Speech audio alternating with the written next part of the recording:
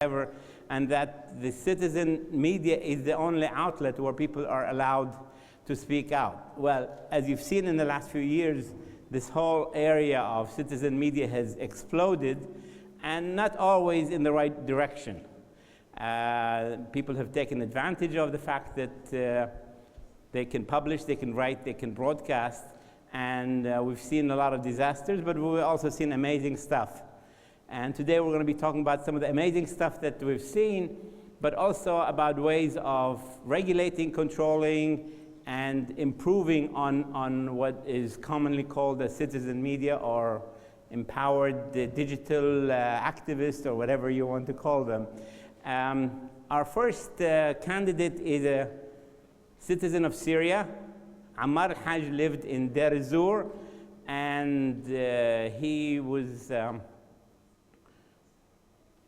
he found himself in the middle of a civil war in Syria, and he had to deal with things, and he knew Arabic and English, and he became quite attractive to media outlets, and then all of a sudden he became himself a citizen journalist. So we're going to hear a personal testimony from Ammar, and then we will move into Habib and others. Ammar. Thanks. Hello, everyone. Yeah. Okay. So first of all, my name is Ammar Al-Hajj. The name I use it with Al Jazeera, but unfortunately Al Jazeera banned my real name, so say goodbye to that name. I started with the beginning of the upheaval of Rise Up in Syria. First of all, I start to organize demonstrations in Syria, but after the Syrian regime army start to invade the cities and arrest all the activists, I found myself like in another place, because I'm good in English and good in Arabic. I found myself as an eyewitness. I used to make interviews by phone with several international channels like Al Jazeera itself, Arabic and English, and also BBC and other channels interesting with the Syrian revolution. Eventually, in 2012, I have been invited by Al Jazeera to recruitment, some kind of recruitment meeting, and they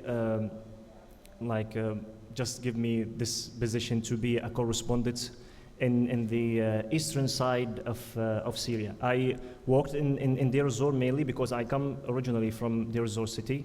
Also, I worked in the Iraqi border.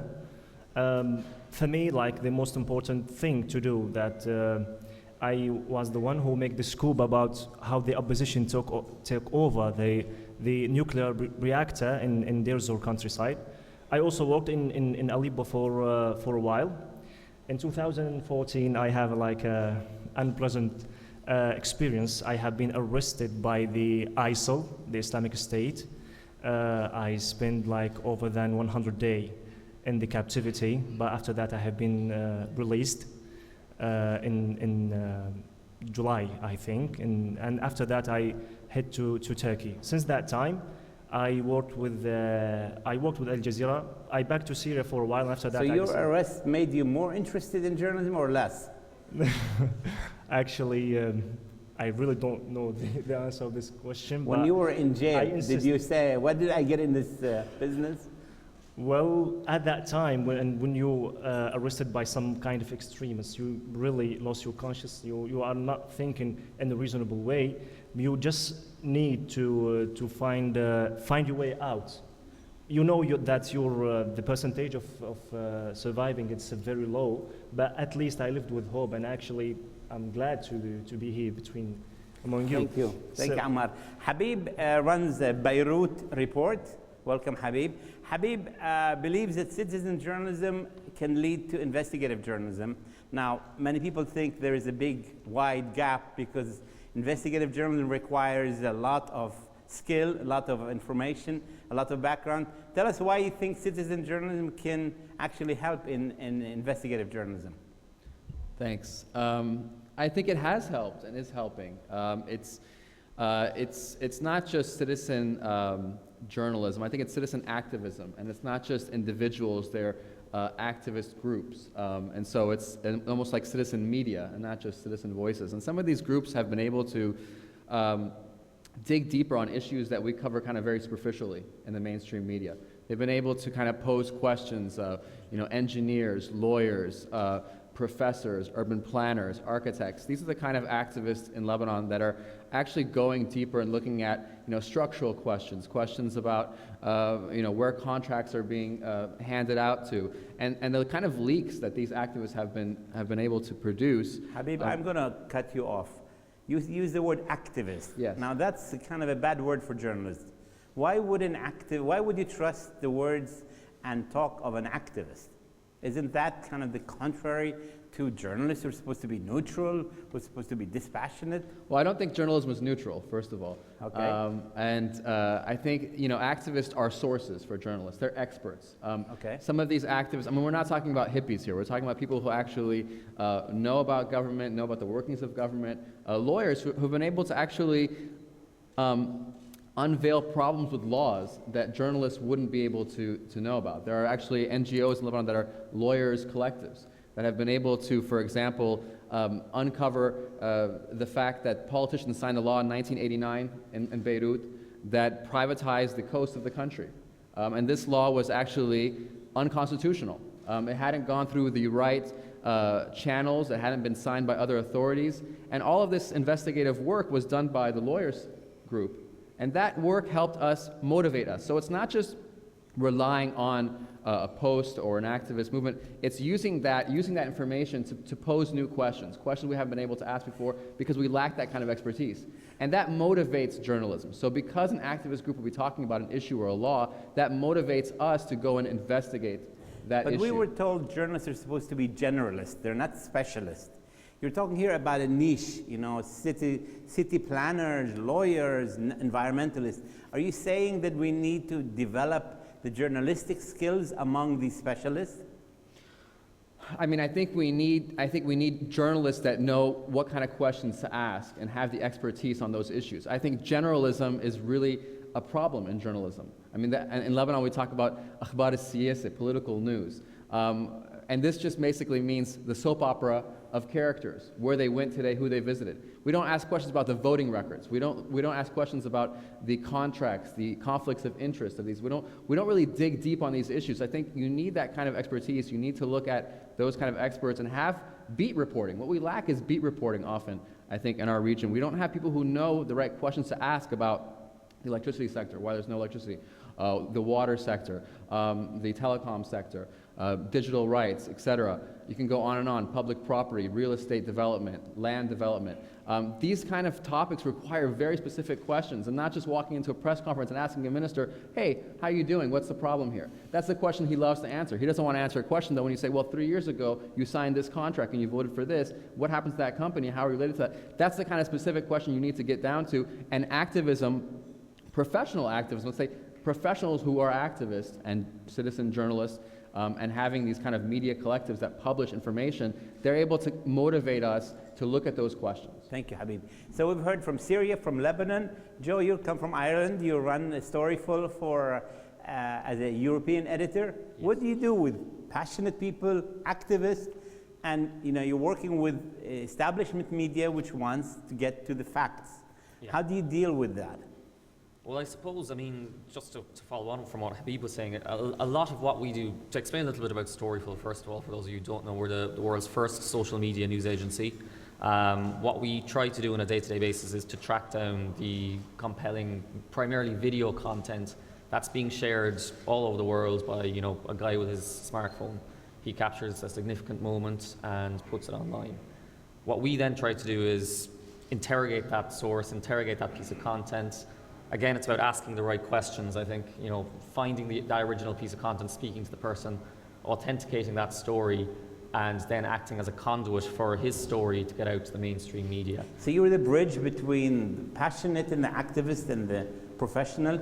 Yes. It's a hard job. How do you, if somebody sends you a video with gory details, very powerful, and it's strong, but you don't know when it was filmed, who filmed it, what's the circumstance?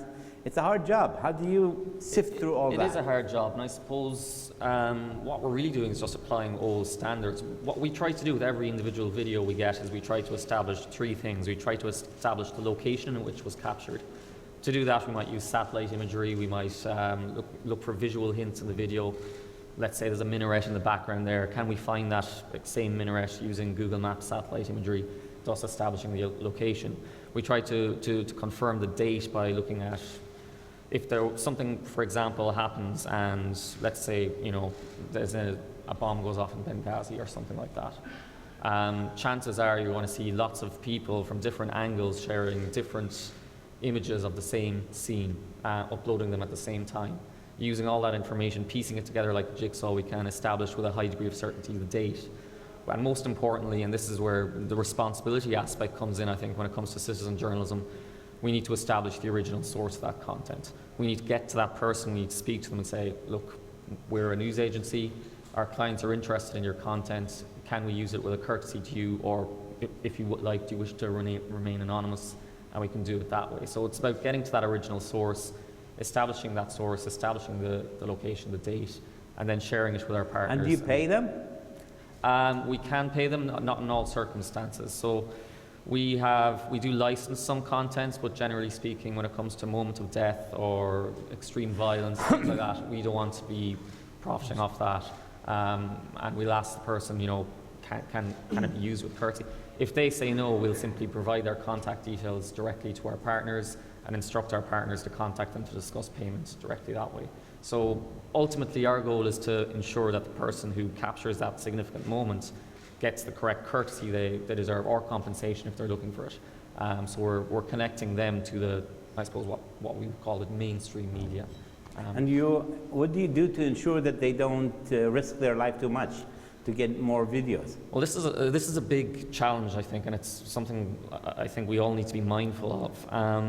Now, certain organisations like the BBC and others have guidelines now where they say you cannot encourage anyone to go out and take risks to capture that piece of content.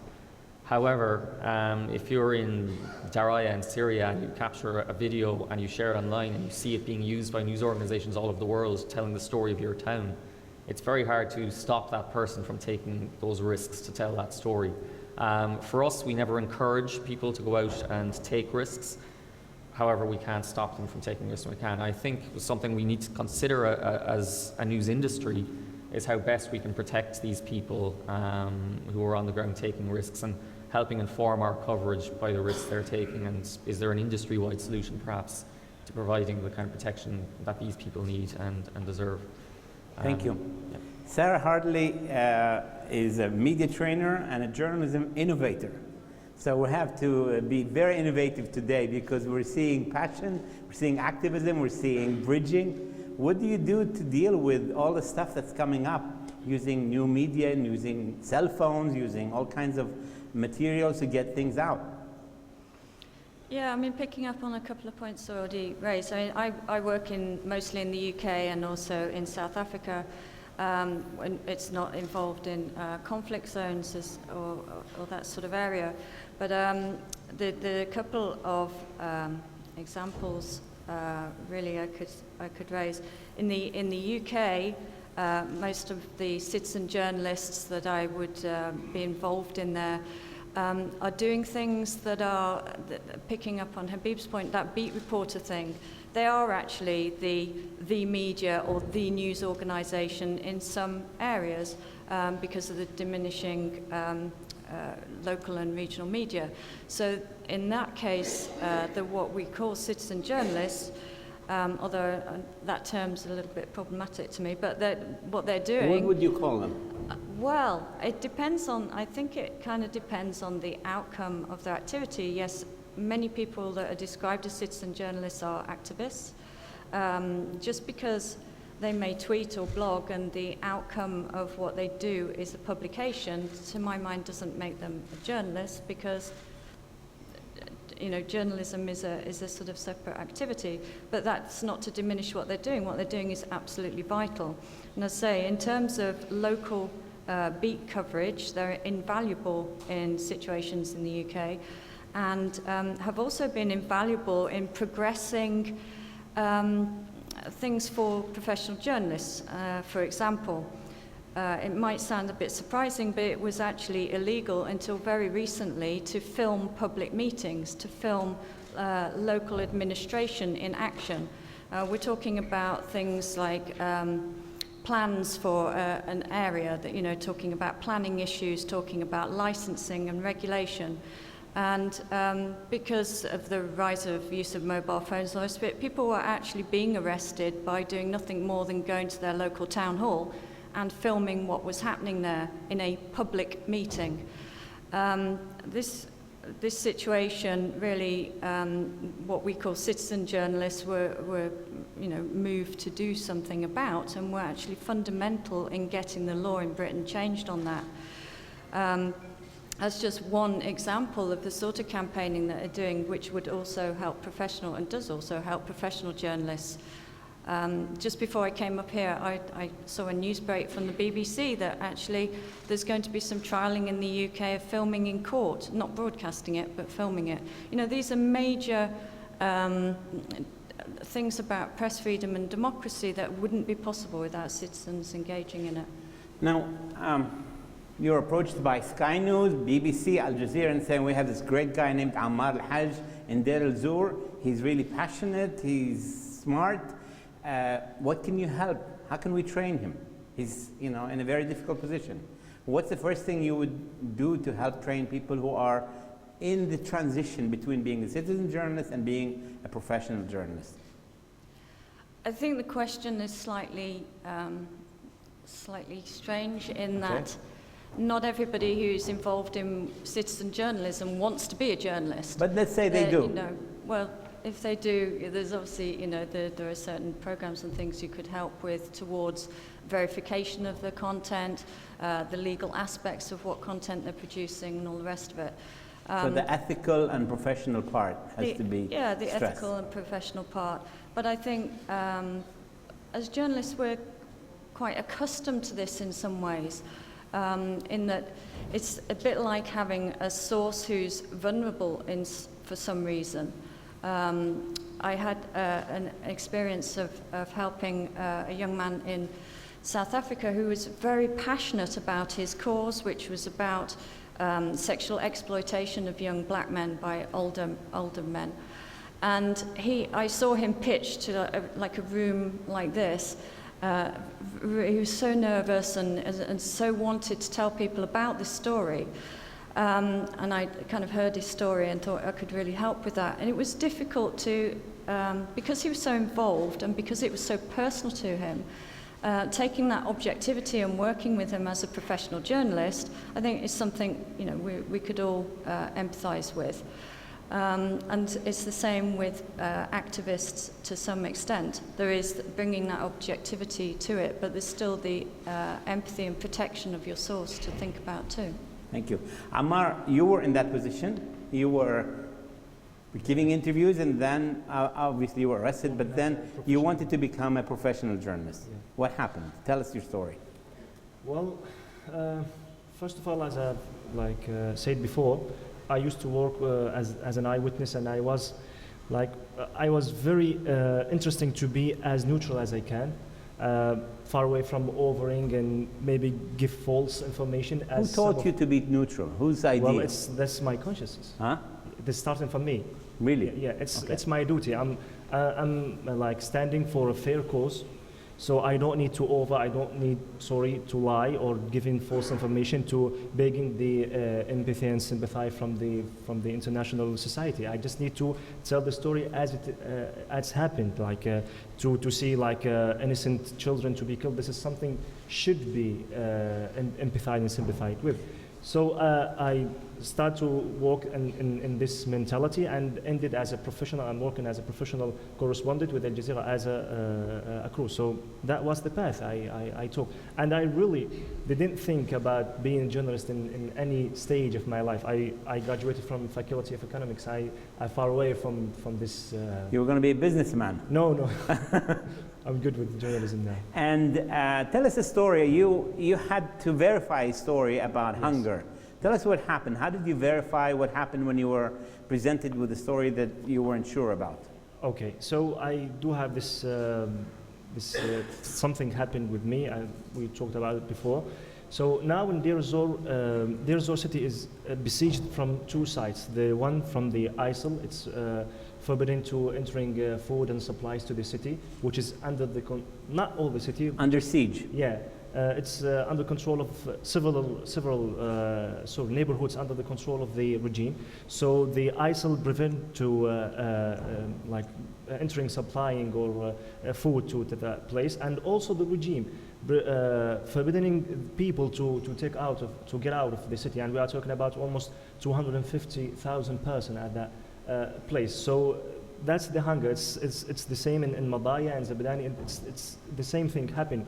So one of the activists, if I may say, sent me a photo and told me this little girl had been passed away because of the hunger. And he sent me a photo for her in a normal situation, like before the besieging, and he sent me the photo when she died. Like, it's obvious that the starving or the hungering was the reason. But first of all, I was hesitated about publishing this information. It's very critical at that time to announcing such a case like that in Deir ez-Zor.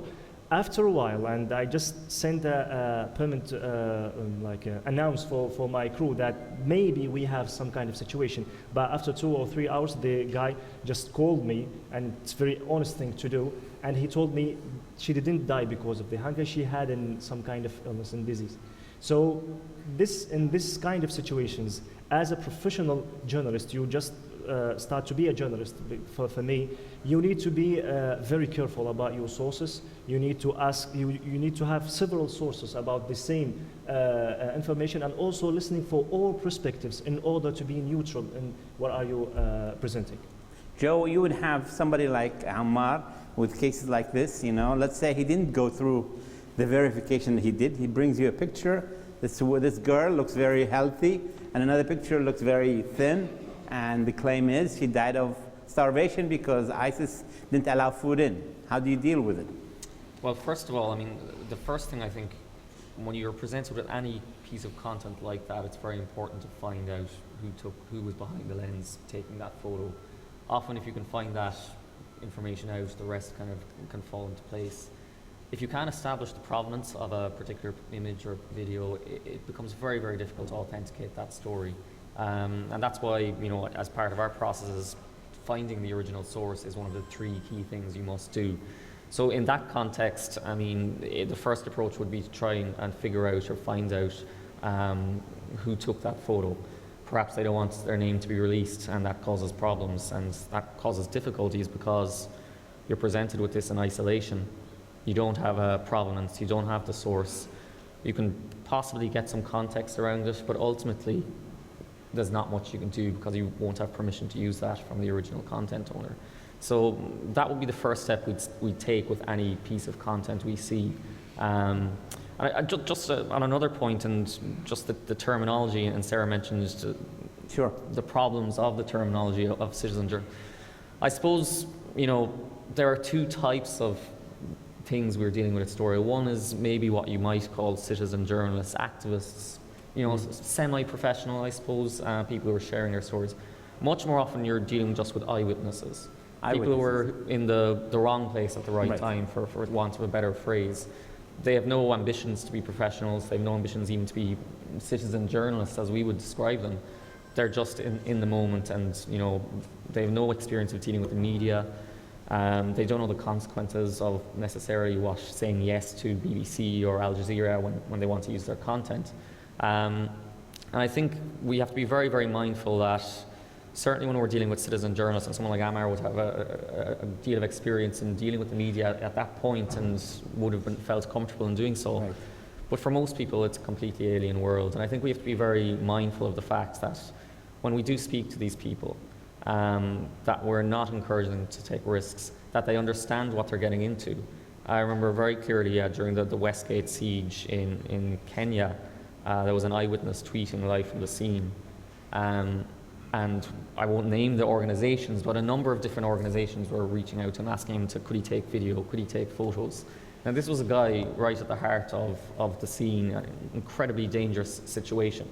And professional journalists, people who should know better, we're asking this guy to take incredible risks. So, you know, we have to be mindful that citizen journalists, okay, there's a degree of professionalism there perhaps, but much more often you're dealing with eyewitnesses where they really don't understand what they're getting into. We're going to be turning to you in a minute. I'm going to do another round of questions.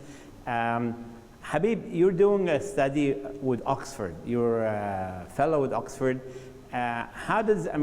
What part of this area of activism, semi-professionalism, you called it enhanced digital journalists, what part would academic study help in this? What are you going to do with Oxford?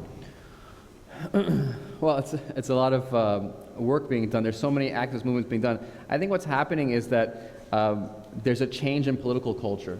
And so it's much deeper than this kind of regime change, you know, decapitating a despot or a monarch. There's a real culture going on. And so when these activists get involved and these activist sites attract so much attention, they become news sites. They have audiences that are bigger than local news channels. And the local news channels have been the main kind of tool or conduit for political power in Lebanon and many countries. So when you take away that tool, you're really chipping away a lot of that power. And when these activists enter the debate, they're bringing up these kind of issues I'm talking about, these kind of laws that have been buried by politicians. They're really changing the political discourse, changing the conversation that we're having. They're enabling dissent. They're simplifying dissent. They're making dissent more accessible. People can participate in critical thought and dissent in new ways. What's most interesting in Lebanon is we have a sectarian political system in Lebanon.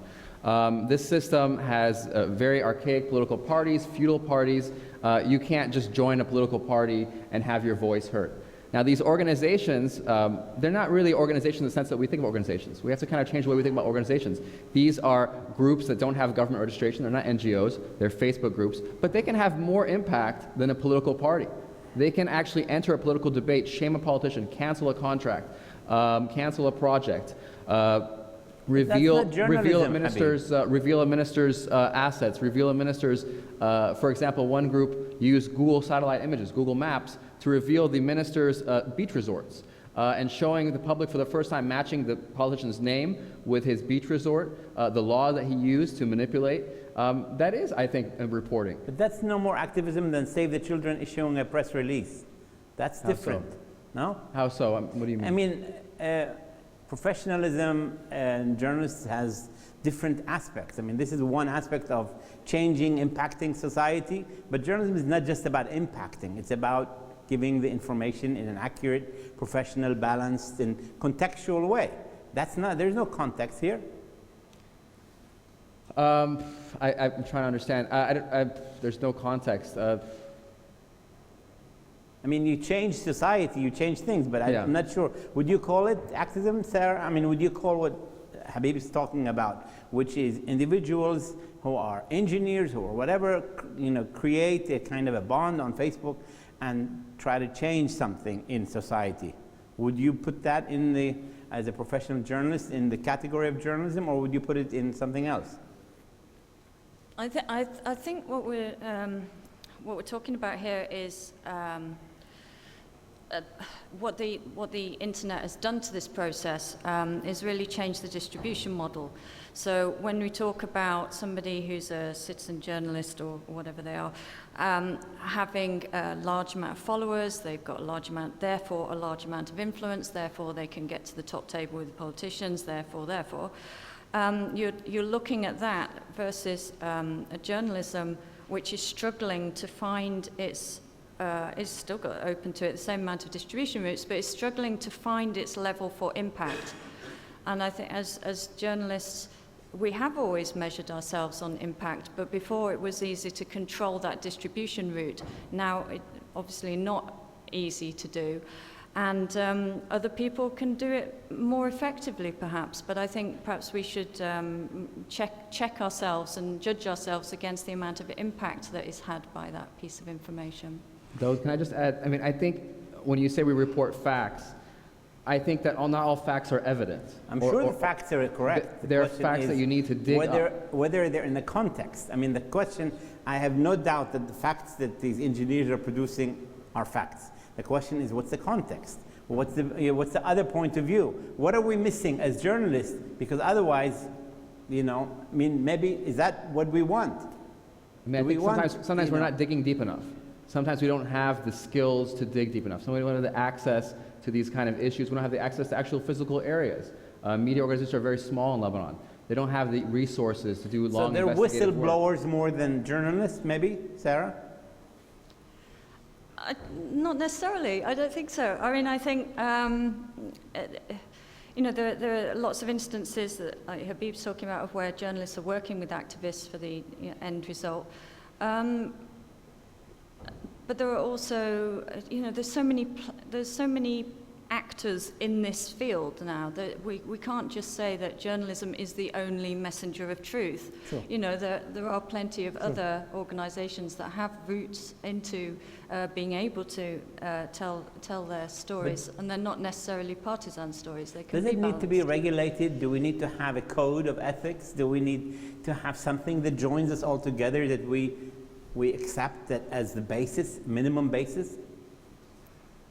I think that would be incredibly difficult on a global basis in the global world we live in. But I mean, I'm going to ask this to Ammar. A lot of people who've been filming, often risking their lives, have totally no protection, are often taken advantage of by companies. What can we do to protect these people, very vulnerable people?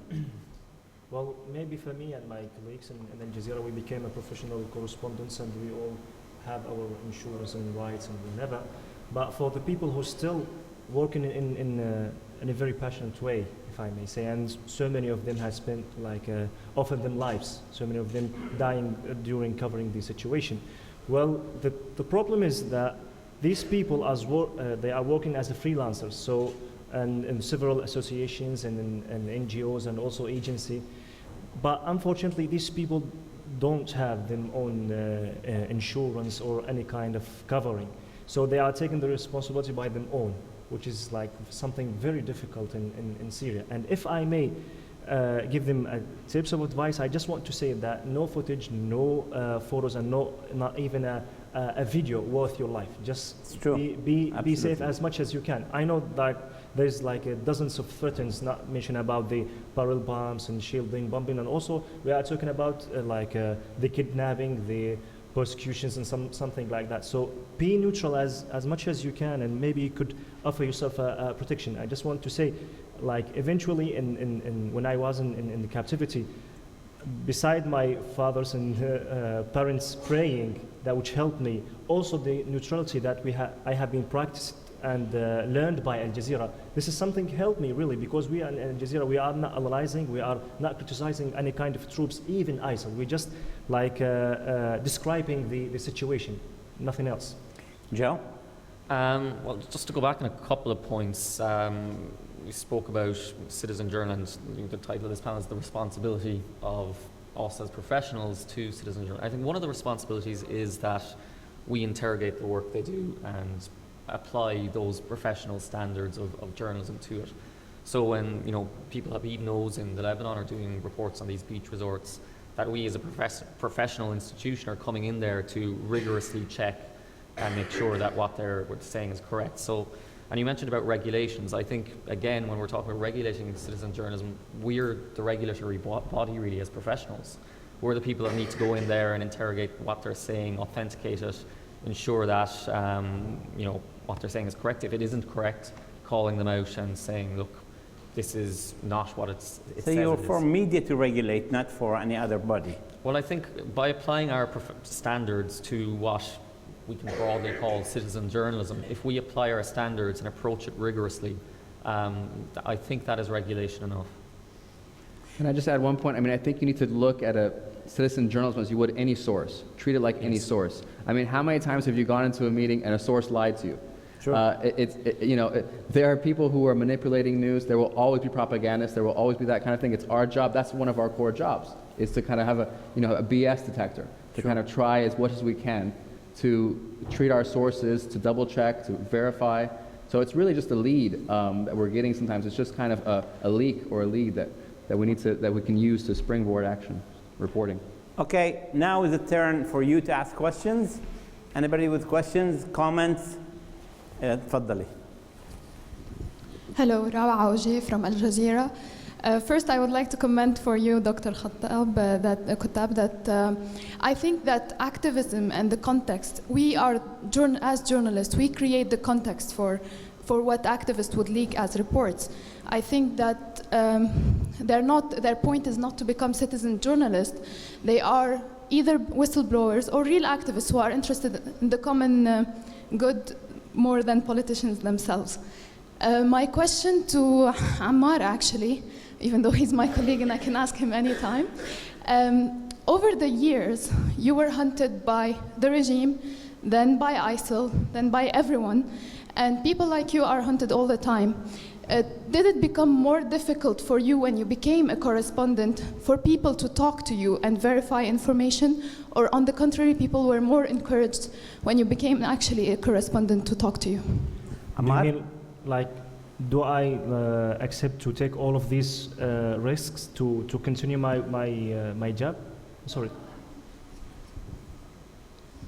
I mean, do the people, when you turned from citizen journalist to actual correspondent, okay. And people are mostly afraid, maybe, I want to know people, are they more afraid to talk to you, or on the contrary, are they more encouraged to talk to you now because you have because I'm working for some professional because you work channel, for Al Jazeera, for example, I understand. or whatever.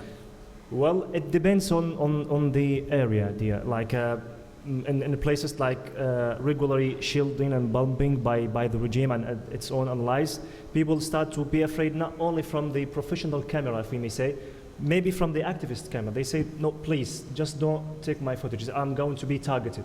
He just say that. Maybe he's some kind of ordinary person.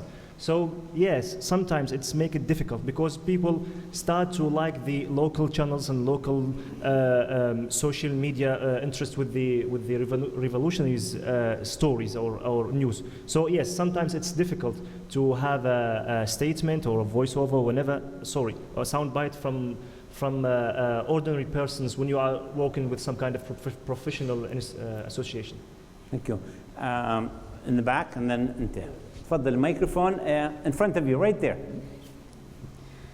تفضل. Thank you very much. My name is Aisha Ahmed from Doha Center for Media Freedom. My question is for Ammar and probably all of you, because I think there's a very important and interesting point when we talk about or try to differentiate between citizen journalists and activists, because there's a big difference. Yes. In Doha Center for Media Freedom, like 3 years ago, we were trying to have a death toll for citizen journalists and professional journalists who are working in Syria. What happened is we were faced with a lot of challenges, because a lot of times when we have some organizations, some places listing the death toll for citizen journalists, they will list someone. If we look at some of these names, we'll find them people carrying weapons, people who are fighting some battle and something like that. Your question. Yeah, my question. In a situation like this, where people are really, it's really difficult for them to just be neutral and not to take any sides, how can you tell this person is not trying to manipulate the truth and a citizen journalist, or this person is working for a certain agenda and he's not taking the same distance from both parties? Well, first of all, even if not for me, for like any ordinary activist was interested with the Syrian revolution, as an activist, once you try, or a citizen journalist, once you decide to go in this path, you need to make sure, even if you are not a professional journalist, you need to make sure that you are neutral. It's not going to be a benefit if you are going to lie or sending some kind of false information for agencies or associations that you are working with. And it's hard, yes, I do agree with you. If you start to start as a citizen journalism, and after that, a journalist, and after that you became a professional. It's hard to separate between your background, even especially when you have some kind of fair cause. Like you need to be neutral as much as you can, and you can if you have the ambition to. Okay, yes. We're going to do a round of questions, so take notes, and then we'll give you a chance to answer. تفضل ورا بعدين انت. Go ahead. السلام عليكم. This is Zain Al Abidin Tawfiq, Al Jazeera. My question actually is about the role of news organizations in protecting the sources of news. Of course, we are all here concerned about this, the safety of all on the ground, on the field. But we are faced with a dilemma. There are, of course, more vigorous organizations in chasing the news than others, and in doing so, there is an inevitability that someone might get hurt, as in all messy situations. So where we stop as organizations, as news organizations, and chasing the story, and chasing the story will mean that we will use material from people on the ground, be it citizen journalists, be it activists, be it eyewitnesses, but we either tell the story and chase the story and break it to the world, or stop doing that because we are concerned with the safety of some people that might get hurt. Okay. And in doing so, we're not doing journalism any favor by not telling the story. Okay. Thank you. Thank you. معلش انت الجزيرة لا. You work for Al-Jazeera? We just need to have different voices. تفضل. Let's have voice from the university then. There we go, university voice. My question, are we about to close universities, faculties, and Institute of Information and Communication with the rise of citizen journalism? First question. The second question, how you foresee the future of citizen journalism? Then the third one. Whoa, that's a big one. It's hard to answer that. Yeah, it has to be a short one. Why citizen journalism is more popular in less developed and less democratic countries, and what about ethics and regulation? Thank you very much. ورا اعطينيها. تفضلي. Malak Shappoun, I work for Al Jazeera Center for Studies. And my question is about the terminology of activism, or actually it's more of a comment, and I'd like to hear your feedback. The question is, you hear the word activist and you hear the word citizen journalist. And I feel like in mainstream media, a lot of times, because someone is a citizen journalist or an activist, their reports or their credibility is seen as less. So if you could address this, have you experienced this? Have you felt like as a citizen journalist, maybe your credibility is seen as less than a regular journalist? Thank you. تفضل. Go ahead. Hello. Ben Hicks from the Guardian Foundation. It relates to, there's a general theme of these questions about what makes a media activist and what makes a citizen journalist. And I disagree with a point made earlier that there's a very significant line. I don't think there is. I think in some countries, particularly in closed societies, just by writing, you become an activist. Just by telling the truth, you become an activist. You don't need to be... So truth is no protector. No, exactly. So I think journalism in itself becomes a form of activism in certain cultures. So I'd like to ask, I don't really know what the question, my question is really about where do newsrooms draw that line when they're working with people? And also, what is that, I think we sort of covered this a bit, but what is the duty of care? How far should newsrooms go for those individuals putting themselves at risk? Okay. تفضل. Yes.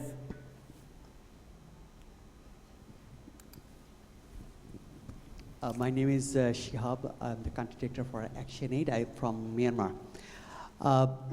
Do you think that the citizen journalism could be a mechanism where the developing country, the media houses will be able to reduce the cost and thus help them not to be totally controlled by the corporate houses or dependent on the corporates? Okay. How about a round? Sarah, can you start with some of the difficult questions? Is citizen journalism, in a loose sense, more popular in areas that are authoritarian and there's not really a very strong culture of professional journalism? Does that kind of play into the existing territory of having weak professional media?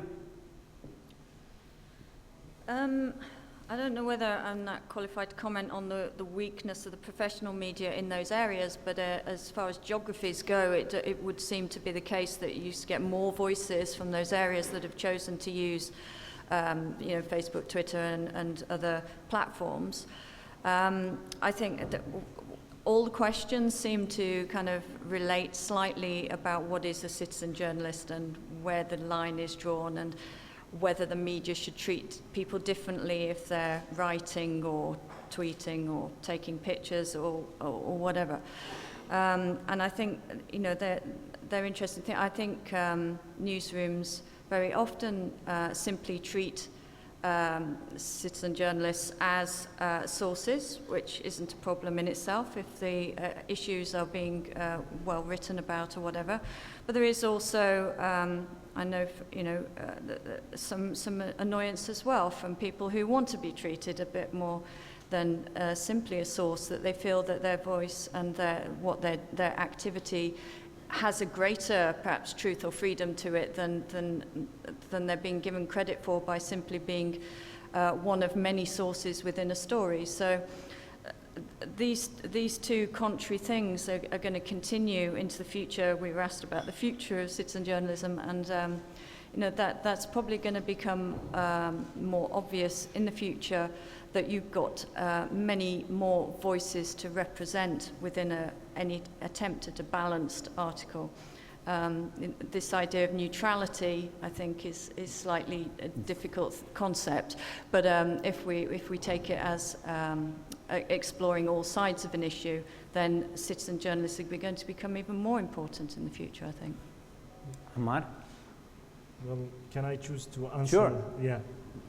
So I think she said, like, do you think like they are going to and somehow underestimate your testimony if you introduce yourself as an activist or a citizen journalist? I think so, because first of all, I was facing the same thing when I was a citizen journalist, because once you give an information or to give a story for any kind of channel, they are just going to question you. Who are you? What's your reputation? What did you did? How could I trust you? But within time, you are going to regain your own credibility, if I may say, and you are going to be worthy to be trusted.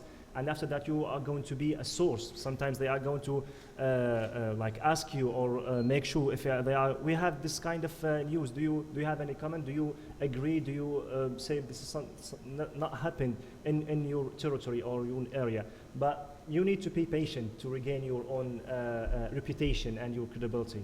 For me, Joe. Well, a question that came up a couple of times was about duty of care and what duty of care we would have to these people. And I think that's a very good question and a difficult one to answer, but it's one I think we have to start thinking about a lot more. Obviously, this is a relatively new development in the media industry, and probably the first major story where citizen journalism, as we're really kind of told the big story was in Iran in 2009. It was probably the first time we really saw the Iran-Contra. Yeah. Sorry? The Iran-Contra story? No, the Green Revolution in Iran in 2009. It was the first time we saw mass kind of use of information technology to tell stories that were happening in a closed society. I think it's fair to say that news organizations are becoming more and more dependent on what you might call citizen journalists or eyewitnesses. Eyewitness content is, if you turn on any news broadcasts at any point during the day, you're going to see eyewitness content there. So as we become more reliant on it, we need to start thinking of how we can look after these sources, I think.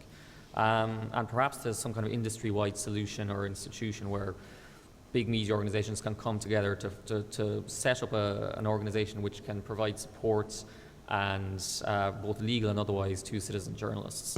But it's certainly something we should start thinking about a little bit more, and we at Storyful work closely with a couple of organizations such as the Eyewitness Media Hub and a few others to develop best practices around dealing with eyewitnesses, citizen journalists. So I think, look, we do have a duty of care, and we need to establish a best practice as how we fulfill that duty of care, I think.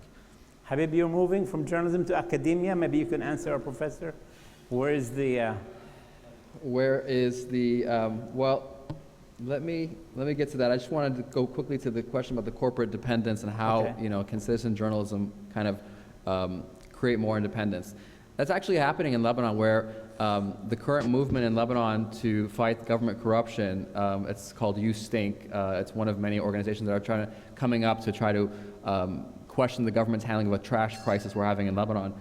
And the protests happening in the square were not really covered by a lot of channels, but a couple of the mainstream channels in Lebanon have suddenly become like almost propagating the activists and kind of seeing their atmosphere, their kind of attitude of defiance as emboldening for them. So Lebanese TV channels are kind of breaking away from the political grip of the political bosses and using the activist momentum to kind of be more independent. So they're actually kind of grabbing this opportunity to put activists on the air more, to film their rallies, and when the cameras are there, the police act a lot differently than when they're not. So that is kind of actually changing the behavior of mainstream media in the country.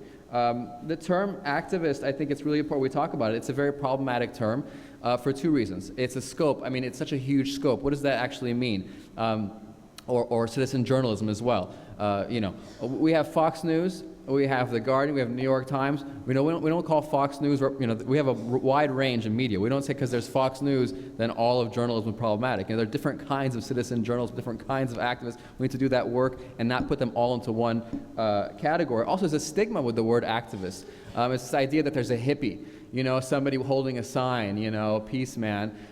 You don't think of lawyers and, architects and professionals that actually have more experience than the policymakers. And Beirut's mayor likes to say that the activists in Lebanon, none of them have a degree. The truth is that he has a PhD in cement mixing and structural engineering, and he has actually much less expertise in urban planning than some of the architects and actual urban planners and actual professors that are the activists. So we have to kind of work with this category. I mean, I think you're an activist if you're producing information, you're interested in information, you're a concerned citizen as well as an activist. The question about the future, and also I think the developing countries, we have this kind of idea that, this kind of action or activism happens in developing countries. It's actually happening a lot in the West, and it's actually the West is being influenced in some ways by the activism in the Middle East. The Occupy Wall Street movement has created some of the vocabulary and language about Wall Street that Bernie Sanders is kind of, springboarding off, and that's, creating a whole discourse, and people are asking these kind of questions, having these kind of discussions about the 1%. These kind of terms being introduced into the vocabulary are happening all over. That is a kind of connective action. It's an action that happens online.